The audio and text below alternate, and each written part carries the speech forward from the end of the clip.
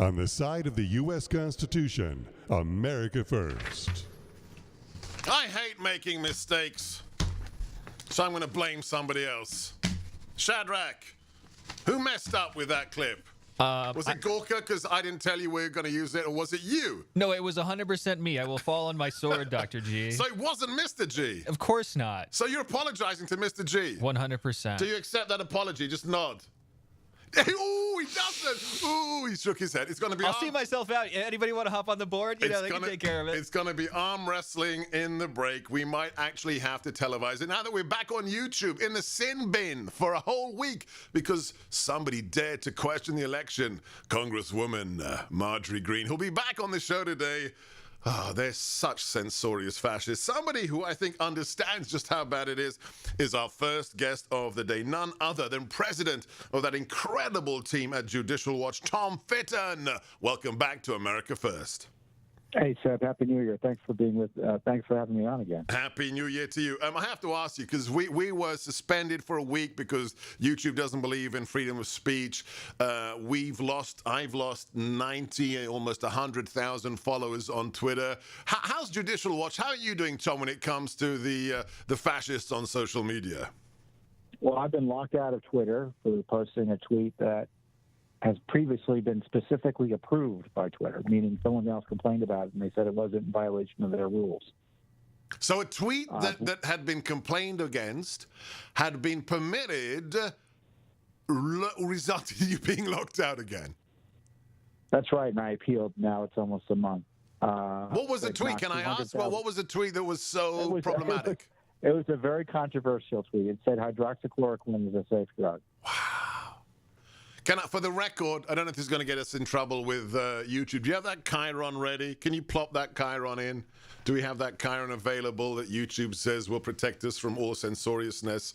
Let me put a precursor. What does the chyron say now? The chyron we've been told we can use is the Associated Press or anybody else disagrees with the contents of this stream. Oh, there we go. Perfect. Thank you, Eric. So we now have a chyron on the screen that says AP disagrees with this entire show. Well, let me then talk the truth about hydroxychloroquine. I caught the coronavirus at Christmas. I took hydroxychloroquine, and it was amazing. It was like the mildest flu I ever had. I beat it in a couple of days. So it is not dangerous. But that's the tweet that got you in trouble, Tom? Yeah, I didn't even mention about talking. I didn't even say take it for specific for COVID or anything else. I said it's a safe drug, which is true. Well, that's why we've been giving it to our troops since the 1950s, and the whole of Africa takes it for malaria. That's right. But you all know that's free. But look, it was pretextual. Yeah. They've deleted 200,000 of my followers, another 200,000 Judicial Watch followers. So it's hundreds of thousands of followers purged from all accounts. And as you know more directly, Google and YouTube has told us that Judicial Watch, if we say, if we make allegations about the election, and I don't know what I can say because I don't want to ruin your YouTube channel presentation, they'll take us down. Yeah. So on top of that, we've got all these left-wing censors working with the big tech by censors, I mean fact checkers. So it's dangerous times for the freedom of speech, and we not only fear being taken down from the platforms, but as you're seeing as a radio host, they don't believe there should be conservative talk radio. They want to take down Fox News, OANN, and Newsmax. They don't believe in free speech anywhere. Forget about the internet. They don't believe in free speech on principle.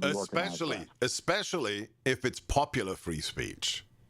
If it is, that's right. Right? If it's effective, if it reaches a lot. I mean, we've had people on CNN. We've had the chief security officer for Facebook say, Mr. Stamos, you've got to close down these people who have a lot of followers. Why is that, Tom?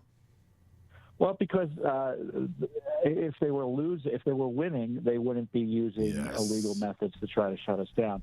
And it's ironic you highlight that because there's a left-wing study out of New York by some academics. I've looked at the study. It's no study. It's a big opinion piece. But they say because conservatives are successful online, there's no censorship. Yeah, right. Follow this man at Tom Fidden for the time being on Twitter, and more importantly, support his incredible corruption-busting organization at judicialwatch.org. Support them, please, judicialwatch.org. In the couple of minutes we have left with you, Tom, talk about something else that has to be hidden from the American people. What is going on with the Senate records of Joe Biden's tenure? Well, they're circling the wagons up there in Delaware to protect them from being disclosed to the public. We're suing on behalf of the Daily Caller News Foundation in addition to ourselves, and the lower court didn't want to let us get the records. Not only did the court not want us to get his Senate records, which are being subsidized with massive tax dollars by Delaware taxpayers, but they wouldn't even let us get records about the records, meaning that the deal that Joe Biden had with the University of Delaware to keep them secret.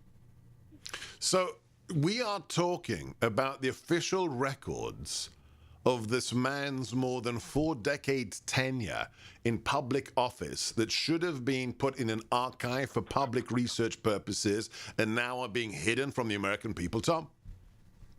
That's exactly right. 1,800 boxes of documents. So it's not a lot, but it's a lot, practically speaking, in terms of they probably would be very illustrative of what he was up to as a senator. Remember, he was accused of assault. He himself admitted to talking with foreign leaders as a senator, all of which would be very interesting. It was interesting when he was running for office. Now it's urgently interesting now that he's president of the United States and he's been installed in the Oval Office. Incredible. So you, on behalf or with the Daily Caller at Judicial Watch, you have launched a case in interests of getting those documents? Yeah, we had a lower court case. The lower court ruled in favor of the University of Delaware that's using gets $120 million from taxpayers, and the court said, well, no tax dollars are being used to run this Senate archiving process they have up there for Biden. So we're now appealing that. So we're not giving up. And, you think it's only at the federal court level that there are issues. There are issues at the state courts as well in terms of the courts frankly, being unwilling to take on the establishment, but we're not. Well, you have a reputation for taking on the establishment, for getting to the bottom, more than any journalistic organization in the legacy media. He's Tom Fidden. Any message in the last few seconds we have for those out there who are kind of resigned to the Biden administration clamping down and who have started to despair? Oh, we know what to do. Support Judicial Watch.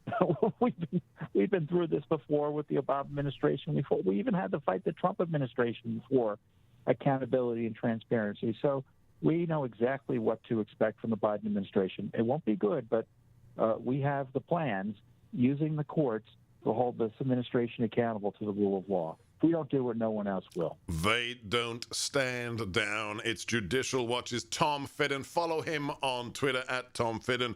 More importantly, support them. Follow them at judicialwatch.org. God bless, Tom. I'm Sebastian Gorka. This is America First on the Salem Radio Network. Live streaming again on YouTube, on Facebook, available on Instagram TV, and on our website, sebgorka.com.